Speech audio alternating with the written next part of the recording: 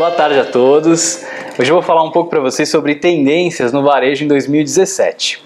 Eu sou André Faria, CEO da Bluesoft, também formado na Universidade de Pittsburgh, nos Estados Unidos, com MBA executivo e antes disso em sistemas de informação pela FIAP aqui em São Paulo. Eu estou envolvido em algumas iniciativas também de startups aqui no Brasil, pela UOL, sou um dos investidores, e na Liga Ventures, que é uma aceleradora mais corporativa, né, com projetos como a Oxigênio, que temos aqui em São Paulo com a Porto Seguro, como mentor. Também envolvido em treinamentos aqui com a Alura, com a AdaptWorks e Management 3.0. Tive a oportunidade de escrever um livro sobre métodos ágeis e traduzir um livro sobre gestão de mudanças para o português. E vou trazer um pouco de alguns conceitos que a gente tem visto em algumas das principais feiras, congressos sobre varejo no Brasil e no mundo. Uma das coisas que tem sido muito falado ultimamente é que tem um novo mapa no varejo. Isso porque o varejo agora está cada vez mais online, o varejo agora também está cada vez mais global. A gente fala de empresas que antes eram players mais locais e agora estão começando a vender produtos aí no mundo todo. Uma coisa bastante interessante que aconteceu pela primeira vez neste ano de 2017 é que a gente viu a Amazon aparecendo entre os top 10 retailers varejistas mundiais. Isso é um efeito que mostra que o e-commerce veio para ficar e mostra a força que vem ganhando nos últimos anos. Isso é um estudo realizado pela Deloitte, que você pode encontrar na internet para conseguir analisar mais dados sobre o varejo. E alguns dados interessantes, que se a gente observar a China em relação ao e-commerce, já representa 19% do varejo total da China. Se a gente olhar o Reino Unido, já são 18%, nos Estados Unidos 10%, aqui no Brasil ainda apenas 3%. E a gente vê esses 3% sendo bem representados, inclusive para aqueles varejistas que têm lojas físicas e estão também trabalhando com online, em muitos dos casos a gente vê que as vendas online representam também 3% das vendas deles, né? Isso foi um exemplo que a gente viu, por exemplo, no Fórum Regional do Varejo lá em Campinas, a ReHap falando sobre os números deles e exatamente 3% também. Mas esse número representa o varejo como um todo no Brasil, 3% de e-commerce. Se a gente olhar o crescimento da Amazon nos Estados Unidos, a gente vê que há um crescimento aí quase que exponencial, né? Todo ano cresce bastante as vendas de e-commerce. Mas a gente não acredita, né? E a gente vê muitos especialistas também falando sobre isso, que o varejo físico vai acabar. Agora, por outro lado, a gente percebe que o varejo online, que o e-commerce veio para ficar. E o que vem acontecendo cada vez mais é que a gente tem que observar algumas tendências para que a gente consiga entender essas mudanças que estão acontecendo no varejo e para que as empresas mais tradicionais que ainda não estão no online possam saber melhor como que elas podem acompanhar essa evolução também para não perder oportunidades, especialmente com esse novo público, as novas exigências que os consumidores têm, um consumidor mais digital, um consumidor mais moderno. Especialmente no sentido de eliminar o atrito e a sensação de perda de tempo que muitas vezes é um problema no varejo. A gente aqui na Bluesoft trabalha muito perto dos supermercados, né? E um dos maiores problemas de supermercado em relação à experiência como um todo, a gente sabe que é o tempo nas filas, por exemplo. Mas isso não se restringe só ao supermercado. Se a gente observar também nos restaurantes, muitas vezes você desiste, por exemplo, de ir a uma rede de fast food porque você vê que tem muita fila. De comprar a sua casquinha porque você vê que tem muita fila. E muitas vezes você desiste de ir ao supermercado quando você vê que o estacionamento está cheio porque você logo conclui que vai passar um tempão na fila. Esse é um dos grandes problemas. Mas não basta apenas a gente criar a experiência online, a experiência do delivery, de comprar online e receber em casa. A gente precisa somar essas duas experiências e atender o consumidor de forma única. Então, não entra na cabeça do consumidor, por exemplo, por que muitas vezes ele não pode comprar online e trocar o produto na loja, né? Especialmente se a gente falar de varejo de roupas, é uma coisa que acontece com bastante frequência. Mas por incrível que pareça, muitas lojas, muitas redes ainda trabalham dessa forma desconectada. E cada vez mais, o consumidor quer ter uma experiência única com a marca, comprando online, comprando na loja, comprando online, buscando na loja, retirando na loja, né? Trocando na loja depois, se precisar. Nas redes sociais, em outros meios que a gente vai ver daqui a pouquinho. E a Macy's, né, que foi o exemplo que eu deixei aqui, que é uma das maiores lojas, né, varejistas aí do mundo, inclusive essa, se não me engano, a loja de Nova York, por muito tempo foi a maior loja de varejo do mundo. Tem feito um trabalho muito bacana nesse sentido e uma série de campanhas nesse sentido. A C&A é um caso interessante aqui do Brasil, que começou a trabalhar com essa ideia de clique e retire, né? Os americanos chamam de click and collect. Então tem uma série de impactos, eles perceberam um aumento nas vendas muito interessante no site. E aí a gente fala das vendas, muitas vezes não só no sentido de que você faz o click and collect como um passo a menos, né, do e-commerce tradicional, em que você entrega na casa do cliente. Muitas vezes o cliente não quer que entregue, não só por uma questão de preço, de não pagar frete, mas também por uma questão, muitas vezes, de privacidade. Ele prefere ir lá retirar o produto dele. Ele não tem ninguém na casa dele, num certo horário, que vai receber aquele produto, né? De repente não confia em quem está para receber, no porteiro ou alguma coisa desse tipo. Não quer pedir favor para ninguém, então ele gosta de comprar online, mas retirar o produto lá na loja. Então a gente vê um caso de sucesso aqui da C&A, que teve aumento nas vendas, né, trazendo esse novo formato. Um dos nossos clientes, né, o Supermercado Public, também recentemente com esse novo formato de Public Drive, que é uma ideia muito semelhante. A diferença é que o cliente nem precisa descer do carro, né, para poder retirar as compras, faz as compras todas pela internet e vai buscar na loja. Também um modelo que tem dado bastante certo e que a gente vê diversos varejistas, né, de segmentos diferentes fazendo isso e tendo sucesso. O Bob's tem um case bastante interessante também, em que eles criaram um aplicativo em que você consegue fazer seu pedido pelo aplicativo e retirar também numa loja. Inclusive você pode usar o aplicativo já estando na loja e muitas vezes vai ser mais rápido do que enfrentar uma fila. E para quem não tem celular ou não está familiarizado ainda com o celular, você tem terminais também de self-checkout, em que você consegue fazer o seu pedido sem precisar de uma pessoa para te atender, paga com cartão de crédito, recebe uma senha, né, e dá continuidade. Então todo o processo automatizado, criando assim agilidade, reduzindo filas e melhorando inclusive a experiência do consumidor, que consegue personalizar ali o seu sanduíche e tudo mais, né? E se ele quiser entregar, receber o produto na casa dele, é exatamente o mesmo aplicativo. No final do processo ele escolhe receber em casa em vez de retirar na loja. O Sam's Club nos Estados Unidos está testando esse modelo, né, de Scan and Go, em que o próprio cliente com o aplicativo de celular, à medida que ele vai comprando, ele já vai coletando os códigos de barras dos itens que ele está comprando e colocando no carrinho, e no final ele simplesmente clica em pagar, paga com o cartão de crédito, o débito dele e vai embora da loja, né, sem necessidade de pegar fila, sem necessidade de tirar os produtos do carrinho, passar por um processo de checkout, colocar de volta no carrinho. Então isso também faz com que o consumidor ganhe bastante tempo. A gente tem também, já não é novidade, né, o self-checkout como um terminal de autoatendimento em supermercados, com balanças, né, e tudo mais. Esse é um exemplo de um dos nossos parceiros, a Zantos, numa loja do Ipo, em Santa Catarina, em que eles tiveram já a participação de 7% no número de cupons que foram registrados através de self-checkout logo nos primeiros dias de operação. Então a gente vê que o consumidor gosta desse tipo de modelo e tem adotado cada vez mais essas abordagens que reduzem fila, agilizam o processo de compra.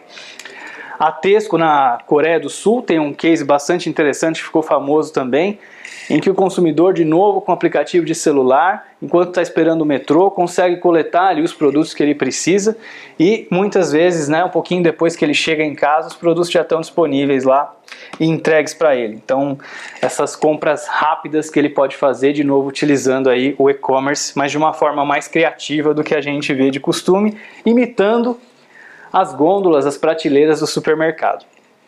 E a gente tem um exemplo bastante inovador que surgiu recentemente da Amazon, criou a Amazon Go, que justamente elimina os checkouts. Então você entra numa loja, pega o produto que você precisa pegar, vai embora e automaticamente esse produto é cobrado do seu cartão de crédito. Tudo isso utilizando uma série de tecnologias de visão computacional, de câmeras e tudo mais. Novamente tentando agilizar e melhorar a experiência do consumidor. E logo depois que a Amazon lançou esse vídeo dela mostrando um pouco de como é a experiência do Amazon Go, e se você ainda não viu, recomendo dar uma olhada, se buscar aqui no YouTube mesmo Amazon Go, você vai ver como funciona a loja deles.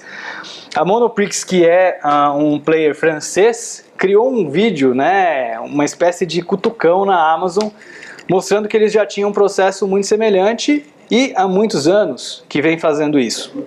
O consumidor faz as compras dele, enche o carrinho com as compras que ele precisa e simplesmente entrega o carrinho e vai embora, né? Claro que ele já tem ali um cadastro e tudo mais, mas ele não precisa esperar, passar pelo checkout, nem nada disso, depois recebe as compras na casa dele, né? E a cobrança é realizada também de forma automática. Então tem uma série de meios criativos que a gente pode fazer, muitas vezes sem ter tanta tecnologia por detrás da abordagem, mas que vão tornar a vida do consumidor um pouco melhor.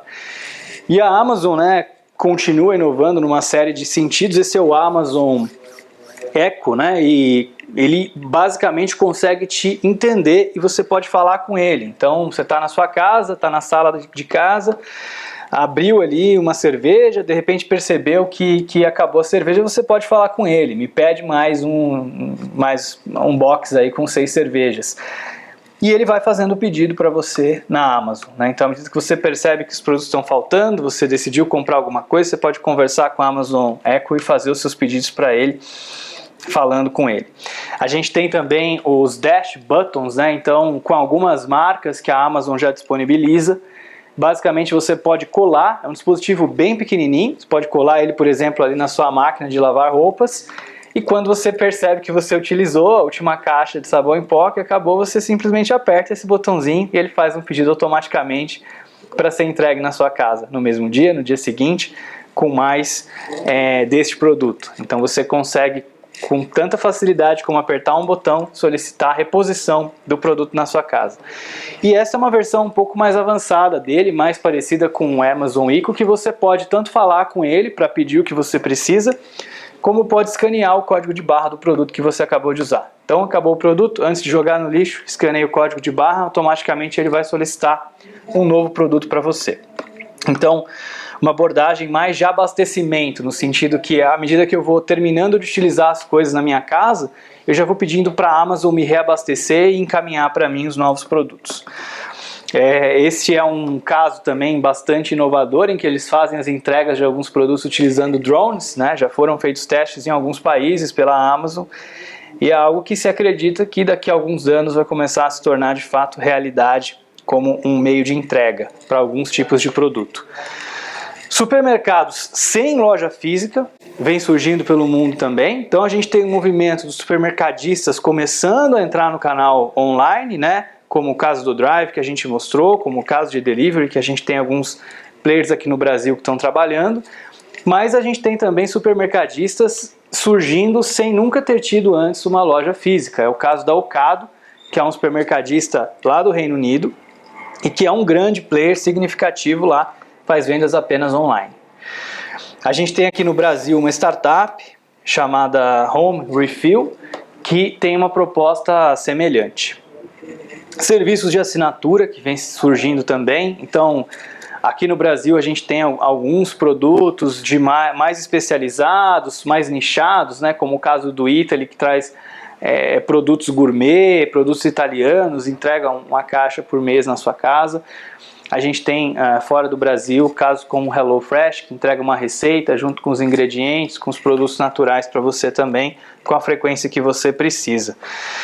E a gente tem marketplaces surgindo cada vez mais. A gente vê marketplaces já acontecendo no varejo, né, de forma mais ampliada, como o Submarino, por exemplo, que já foi uma loja mais especializada, que tinha os seus próprios produtos em estoque, trabalhando hoje como marketplace. Então outros varejistas, se você é um varejista, tem produtos especializados, pode incluir seus produtos para serem vendidos também no Submarino, na Americanas.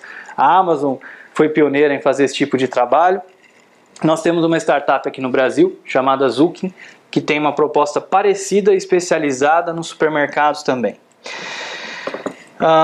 E como as novas tecnologias, né, podem então melhorar a experiência do cliente, além de tudo isso que a gente já falou, a gente tem outros casos interessantes. Então aqui um caso de realidade aumentada. Isso ficou bastante famoso por causa do joguinho do Pokémon GO. Alguns de vocês já jogaram, eu lembro de ter visto vocês andando com aquele aplicativo aqui pela Bluesoft. E a ideia é de você trazer o mundo real, né, com uma câmera e colocar informações ali que não estão no mundo real. Então por isso que é a realidade aumentada. Aqui tem um exemplo desse aplicativo da IBM que traz informações sobre o produto para o consumidor na hora que ele está comprando. Então um dos grandes benefícios que o consumidor encontra no e-commerce é justamente a possibilidade de ter mais informações sobre aquele produto, muitas vezes do que ele encontra numa gôndola da loja, numa prateleira da loja em que ele está comprando. E justamente aplicações assim conseguem preencher um pouco mais esse tipo de gap, né? Aqui tem uma loja modelo que foi apresentada numa feira na Europa, dessa rede italiana chamada Coop, em que, enquanto a cliente está no setor de FLV ali observando as frutas, ela olha para cima e no monitor tem uma série de informações complementares para ela. Está mostrando, de repente, informações sobre onde aquela fruta foi cultivada e uma série de outros dados que pode ser interessante, informações nutricionais daquele produto. Então a gente vê esse tipo de abordagem se tornando cada vez mais comum. A própria realidade virtual, né, que é a ideia de, com tecnologias que vêm sendo desenvolvidas cada vez mais. A própria Facebook investiu numa empresa sobre isso recentemente, fez uma grande aquisição, de você poder fazer experiências virtuais, né, utilizando esses óculos de realidade virtual e outras tecnologias semelhantes. Então imagina você entrar numa loja de e-commerce, mas a sua experiência de compra ser mais parecida com a sua experiência de compra na vida real, em que você anda por corredores e encontra ali produtos nas prateleiras, né? Explora o mundo de uma forma mais próxima do real do que do virtual. Tecnologias de voz, a gente já vê isso há algum tempo, não é novidade, sendo utilizado especialmente em logística, a questão do voice speaking, né, em que você tem um profissional trabalhando com voz, conversando ali com o equipamento dele, e não precisa estar com o celular, com o dispositivo móvel na mão. Isso gera mais agilidade para ele. Então a gente vê tecnologias como essa sendo utilizadas cada vez mais em aplicações semelhantes a Siri. Então, se você é um varejista, por exemplo, e quer saber informações sobre a sua venda, quer saber informações sobre ruptura, sobre produtos que precisam ser comprados ou qualquer outro tipo de informação financeira que seja, você consegue interagir com o seu sistema de gestão, com o seu BI, através de voz e obter essas informações de forma mais fácil. Assim como também você pode pensar em como oferecer soluções para que o seu cliente possa também interagir com a sua marca através de aplicações de voz.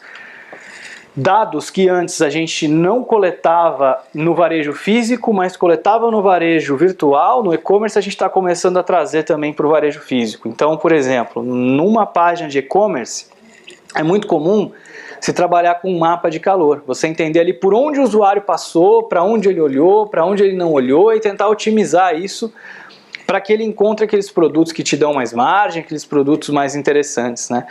E no varejo físico, a gente consegue com tecnologia também trabalhar com mapeamento de calor e saber por que áreas que o seu consumidor mais passou, quanto tempo ele gastou em cada área da sua loja, se ele ficou parado de repente na frente de algum produto por um tempo para tomar uma decisão que foi mais difícil de tomar.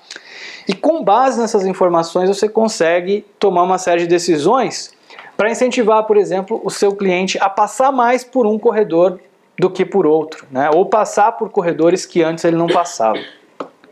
Então esse tipo de abordagem, que antes era utilizada apenas no varejo virtual, começa também a fazer sentido no varejo físico. Assim como contagem também de pessoas que passam pela loja.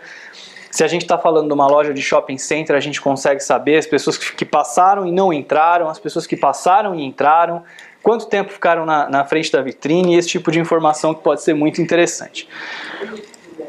Até o ponto de a gente identificar com reconhecimento facial quem é aquele cliente, quantas vezes ele voltou, se ele comprou ou não comprou, qual o perfil dele, se é homem, se é mulher, se é jovem, se é mais velho, quanto tempo ficou na loja, e esse tipo de informação que pode ser bastante útil, né? Então a gente consegue ter esse tipo de informação agora, mesmo sem fazer perguntas para o cliente através de tecnologia. Quantas vezes será que ele entrou numa loja? Pensa numa loja de shopping center, por exemplo, que muitas vezes o seu cliente vai comprar uma joia, por exemplo. Ele vai pesquisar muitas vezes em outros lugares que vendem esse tipo de produto, vai olhar o que está no mostruário, né? O que está ali na vitrine, vai passar para outra loja, vai olhar a vitrine, vai olhar os preços e depois ele volta na sua loja, né? Então você consegue inclusive tirar esse tipo de informação do cliente que voltou num outro dia ou no mesmo dia para tomar a decisão de compra. Os robôs vêm sendo cada vez mais utilizados também. Esse é um caso muito bacana que foi apresentado na NRF neste ano. E é um robô que faz auditoria de planograma, auditoria de gôndola. Então, ele primeiro identifica a ruptura de presença. De repente, se algum produto deveria estar ali presente, mas não está presente, gerando assim ruptura, né? Então, ele vai identificar isso rapidamente para você. Se os produtos estão dispostos corretamente na gôndola, né? E pode fazer outras coisas, como, por exemplo, auditar até mesmo se o preço do produto está correto. Então, tem uma série ali de coisas que um robô pode fazer já no varejo, né? E essa tecnologia tende só a se desenvolver e se tornar mais barata, mais acessível e vir a ser mais utilizada nas empresas.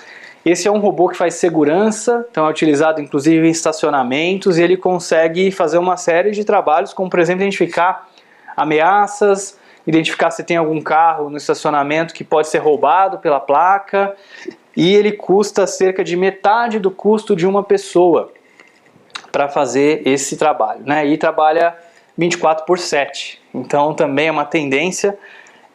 Não vou dizer que eles vão substituir as pessoas, não acho que isso vai acontecer, mas com certeza vão facilitar o trabalho das pessoas, complementar o trabalho das pessoas, e eles podem ser bastante úteis em uma série de cenários.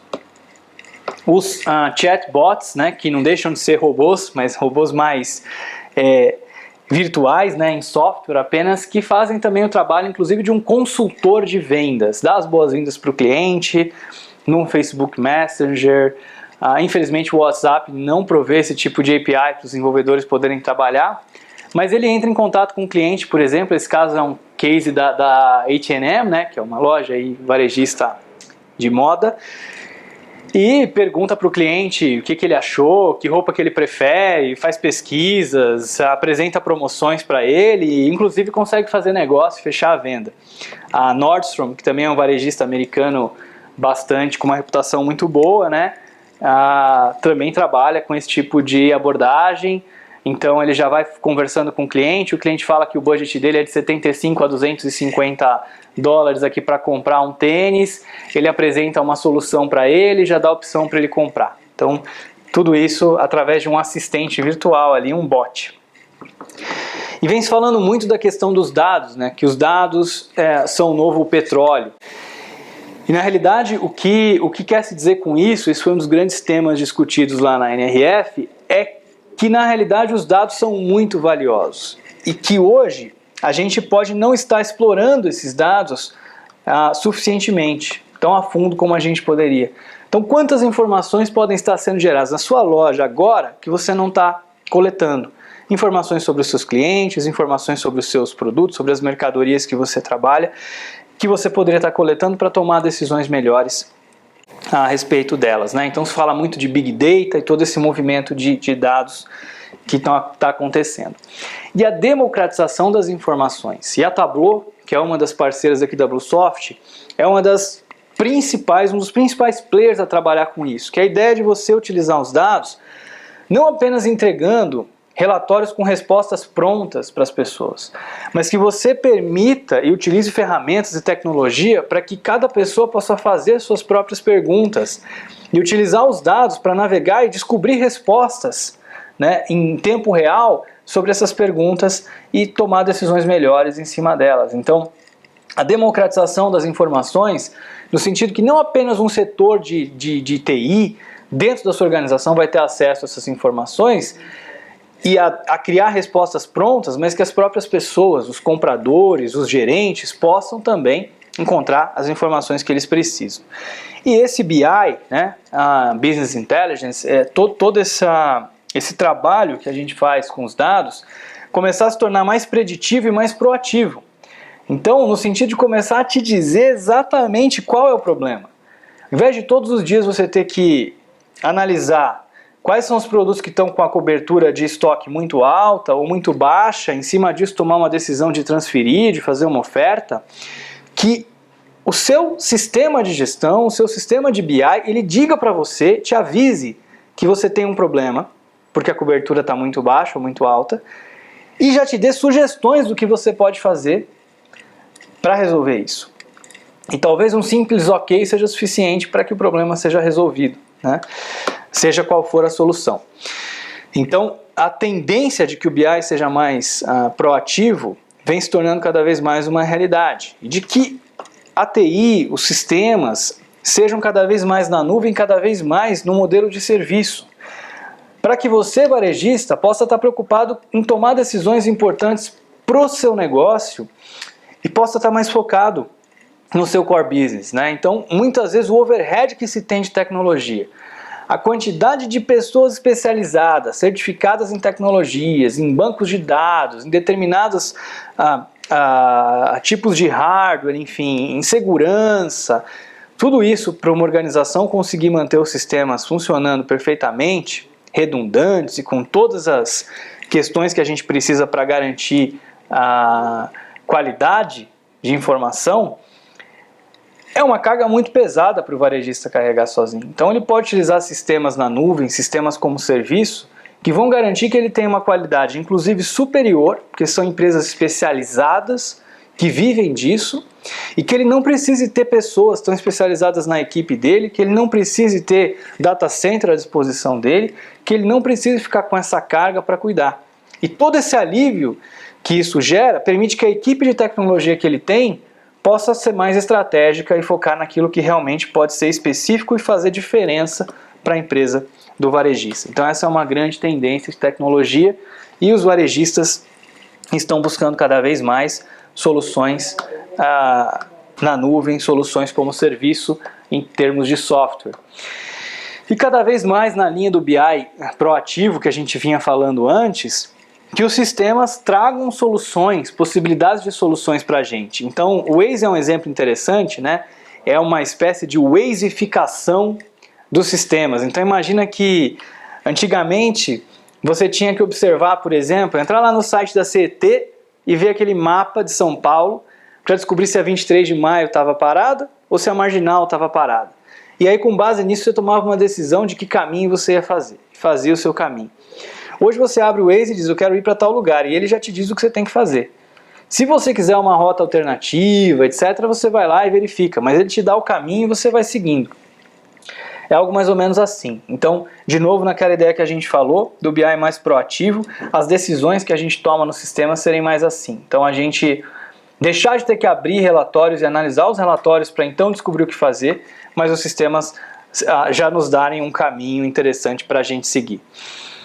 Outra tendência interessante para o varejista físico é disponibilizar o Wi-Fi nas lojas para os clientes, então isso tem se tornado cada vez mais comum. A gente vê o próprio Starbucks, né, é um exemplo disso, então a gente não sabe se as pessoas vão lá para tomar café ou se vão lá para usar o Wi-Fi gratuito num local aconchegante, né, ou se uma mistura das duas coisas, mas é impossível imaginar o sucesso do Starbucks sem oferecer o Wi-Fi para os seus clientes. Eles acabam passando tempo na loja, consumindo, e isso faz parte de todo o modelo de negócio deles. Então, se a gente quer que as pessoas passem mais tempo na nossa loja, o Wi-Fi gratuito é uma grande tendência. E facilitar o pagamento, né? Outro case interessante do Starbucks aqui. Starbucks, do programa de fidelidade deles, você pode antecipar os pagamentos por cartão de crédito. Então, você cria uma conta, loga lá com o seu Facebook, por exemplo, e faz um depósito de R$100. Ele debita R$100 lá do seu cartão de crédito e fica como crédito no aplicativo. Quando você vai fazer a sua compra no Starbucks, você só aproxima um QR Code gerado no seu aplicativo de fidelidade, ele tem um leitor de QR Code e automaticamente isso é debitado do crédito que você deixou no aplicativo. Então o tempo que você levava antes para tirar o cartão de crédito da carteira, colocar na maquininha, esperar o sistema de frente de caixa informar pro equipamento ali, pro TEF, ou esperar a pessoa digitar no POS o valor da compra, tudo isso é reduzido, né, para um tempo muito menor, melhorando a experiência do consumidor e agilizando o tempo de filas também. A gente falou há pouco dos marketplaces, né? Na Inglaterra isso já é bastante comum também para supermercados. Então a gente tem o mysupermarket.com, que é um marketplace só de supermercado. Então você consegue montar a sua cesta de compras, ele verifica quais supermercados têm disponibilidade dos itens que você colocou na sua cesta, quais não tem. Se não tem um item, você escolhe um alternativo. Por exemplo, você pediu leite condensado, moça, não tem, mas ele já te dá uma opção de trocar pela marca Itambé, um produto equivalente ali, e te dá os valores da sua cesta de compras em cada supermercado. Você dá um ok e ele automaticamente faz o seu pedido naquele supermercado que você preferiu ali. Então é uma tendência realmente bastante grande. Outra ideia interessante que vem sendo discutida é de se observar os micromomentos do consumidor. Então isso tem uma conexão grande com o que a gente vinha falando lá atrás de Omnichannel. Então a gente precisa observar que o consumidor está interagindo com a nossa marca em momentos diferentes. Quando ele está na nossa loja, quando ele está navegando na internet, entrou no site, está no Facebook, está no Twitter, está no YouTube. Então é interessante você pensar como é que você se posiciona e como é que você fala a mesma língua para o seu consumidor em todas essas diferentes redes sociais, em todos esses diferentes canais em que você tem contato com ele, e como é que você pode extrair o melhor disso tudo, né? Quando é que você mostra alguma informação que vai trazer ele para a loja física, quando é que você mostra alguma informação que vai ajudá-lo a escolher, descobrir um produto novo que ele pode comprar no e-commerce, e tudo isso tem que falar a mesma língua, e você tem que aproveitar essas pequenas janelas de oportunidade que a gente tem para conversar com o consumidor. Então antes a gente utilizava a mídia de TV, mídia de rádio, né, em que o consumidor nos momentos de intervalo ali era meio que obrigado a ver a sua informação, a conhecer, a ter um relacionamento ali com a sua marca, mesmo que indesejado. Hoje ele está no comando, né, ele não assiste mais televisão, ele vê o Netflix, ele paga e não tem propaganda. Hoje ele vê o Spotify, ele paga e não tem propaganda. Então, em vez de escutar a música no rádio, ele usa o Spotify. Em vez de ver televisão, ele usa o Netflix. E no Facebook, ele só dá um like na sua página se ele gostar muito de você. Então, ele só vai ver o que você tem para dizer para ele se você criar um relacionamento que tenha significado para ele. Então, isso dificulta um pouco o trabalho das marcas, das empresas, de criar esse vínculo com o consumidor e de aproveitar esses pequenos momentos, muitas vezes em diferentes canais que ele tem de contato. E o consumidor quer ser tratado cada vez mais como único, né?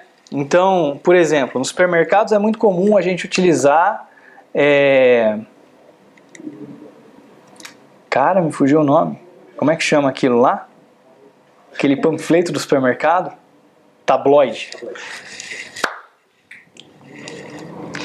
E hoje o consumidor quer ser tratado como uma pessoa única, né? Ele quer que você tenha um relacionamento com ele diferente do que você tem com todos os demais. E isso começou também, mais um movimento começou no e-commerce, né? Então se você compra, por exemplo, na Amazon um produto para bebês, alguma vez você comprou uma fralda, você vai receber ofertas de fórmula, você vai receber oferta de lenço umedecido, de brinquedos para bebês. Se você nunca comprou uma bebida alcoólica, talvez você não receba uma oferta para comprar um vinho ou uma cerveja. Agora, se você já comprou cerveja alguma vez, do tipo tal, você vai receber mais ofertas daquela cerveja. Então a Amazon te conhece, ela sabe qual é o seu comportamento. Na loja física, muitas vezes a gente não sabe quem são os nossos clientes. Ele nem deixa o CPF da nota fiscal paulista quando vai comprar. A gente não sabe quantas vezes ele vem na loja, se ele voltou, se ele não volta mais, aonde ele mora, a gente não sabe o e-mail dele, a gente não sabe o telefone. Então esse é um problema grande, especialmente nos supermercados. Outros segmentos de varejo estão explorando isso já com um pouco mais de propriedade. Mas a gente deve sim trabalhar mais com marketing direto, e os programas de fidelidade têm ajudado bastante os supermercadistas também a encontrar esse caminho, né? E com isso a gente pode sim, mesmo que o consumidor venha na loja física apenas, trabalhar melhor com ofertas, com cupons, de acordo com o comportamento daquele consumidor específico. Então você não vai mandar bebida alcoólica para quem não bebe, você não vai mandar fralda para quem não tem filho. Então conseguir trabalhar de uma forma mais direta com o seu consumidor é importante também. E criar uma conexão real com ele com base na missão da sua empresa, da sua organização. Por que é diferente? Por que ele deve gostar mais da sua loja do que das outras, né? O que te faz diferente? Eu gostei muito do exemplo que o CEO da C&A, que estava também no Fórum Regional de Varejo, citou quando ele falava um pouquinho do propósito da C&A, que é a moda como forma de expressão de um indivíduo para o mundo. Então ele diz o seguinte: todo dia de manhã, a pessoa, quando escolhe as roupas que vai utilizar, ela está tomando uma decisão de como é que ela quer se expressar para o restante do mundo naquele dia. Se ela está mais alegre, ela vai pôr uma roupa mais colorida. Se ela não quer que ninguém incomode naquele dia, ela vai colocar uma roupa mais apagada e por aí vai. E a missão da C&A é justamente ajudar as pessoas a encontrarem uma forma única, né, de se expressar no mundo através da moda. Então, esse tipo de conexão, esse tipo de história que a gente conta sobre uma marca, cria conexões mais fortes com os consumidores. Então é algo também bastante importante e que as empresas vêm dando cada vez mais importância. E uma mensagem bacana também é que a inovação vem depois que a gente faz o básico bem feito. Então não adianta a gente investir nesse monte de tecnologias, nesse monte de coisas que a gente falou, se a gente não tiver um bom atendimento, se a gente não estiver fazendo a lição de casa bem feita, se a gente tiver ruptura, se a gente tiver uma série de incompetências ali. E toda empresa tem uma reserva de incompetência, né? Esse foi um exemplo que eu vi uma vez numa palestra do Furquim, que é um consultor lá de São José do Rio Preto. E ele conta esse caso da Copenhagen, que no momento de dificuldade eles estavam discutindo, fizeram uma reunião para discutir o que estava dando errado, por que as vendas não aumentavam. Reuniram ali todos os lojistas e algum deles não pôde ir e encaminhou lá um colaborador no lugar dele. E esse colaborador deu a sugestão, falou: olha, eu acho que a gente podia vender café, porque o café vai atrair mais fluxo. Muita gente vai vir tomar o café e vai acabar comprando outras coisas também. E a Copenhagen acabou implementando, colocando em prática essa ideia e gerou um aumento absurdo nas vendas. Então, quantos de vocês que estão assistindo não vão na Copenhagen para tomar o café e acabam comprando outras coisas também, né? Então o cafezinho atraiu muita gente e foi uma coisa simples que eles colocaram em prática que gerou um efeito muito forte na organização. Então quantas reservas de incompetência a gente não tem na nossa organização? Quanta coisa a gente podia estar fazendo de melhor, de diferente e a gente não está colocando em prática, a gente não está fazendo. Como é que está a nossa ruptura, nosso estoque virtual? Será que a quebra está muito alta? Será que a cobertura de estoque está inadequada? Será que eu estou trabalhando a logística de forma eficiente ou ineficiente? Tem muito retrabalho? Está faltando padrão? Tem uma série de problemas que a gente tem hoje, que a gente pode chamar de básico, que a gente precisa trabalhar, que a gente precisa resolver. E a Bluesoft está aqui para ajudar também os varejistas, supermercados, a enfrentar esses problemas e conseguir resolver, conseguir enfrentar todos esses desafios. A gente é uma empresa que nasceu no varejo e hoje a gente ajuda varejistas, atacadistas, distribuidores, empresas de comércio a enfrentarem uma série de desafios como esse. Já nascemos na era da internet, então totalmente web, totalmente SaaS, né? Aqui tem alguns dados interessantes de coisas que a gente consegue fazer com os nossos clientes hoje, né? E oferecemos uma série de soluções aí interessantes e relevantes para o varejista. Como, por exemplo, o Cosmos, que consegue diminuir drasticamente o trabalho de cadastro de produtos. É uma coisa que a gente tem trabalhado com varejistas de diferentes segmentos. Hoje o Cosmos tem mais de 17 milhões de produtos cadastrados, é uma das maiores bases de produtos já do mundo, está entre os sites mais acessados do Brasil. E é uma oportunidade grande para reduzir retrabalho, né, no varejo. Mas falando um pouco, resumindo um pouco, né, depois do jabá aqui que eu fiz rapidinho da Bluesoft, acho que a grande ideia, né, que fica de todos esses eventos, de tudo que tem se falado, de tendência, é que a gente tem que focar muito na experiência para o consumidor e como é que a gente faz para melhorar essa experiência. Toda essa tecnologia que a gente acaba criando, desenvolvendo, ela está disponível para ajudar a gente nisso. Então acho que essa é a grande mensagem que a gente tem que levar. E vamos deixar um presente muito bacana para você também, um e-book descrevendo em detalhe as principais tendências tecnológicas para supermercados em 2017. Você pode aqui clicar nesse link, Os slides vão estar disponíveis aqui no vídeo da apresentação. Pode baixar esse e-book e ter mais informações sobre todas essas tecnologias. Eu agradeço muito pela atenção de todos e a Bluesoft está à disposição de vocês. Então, por favor, dúvidas, quiser conhecer um pouco mais do nosso trabalho, de como a gente pode ajudar você supermercado, você varejista, não deixe, por favor, de entrar em contato com a gente, vai ser um prazer conversar com você.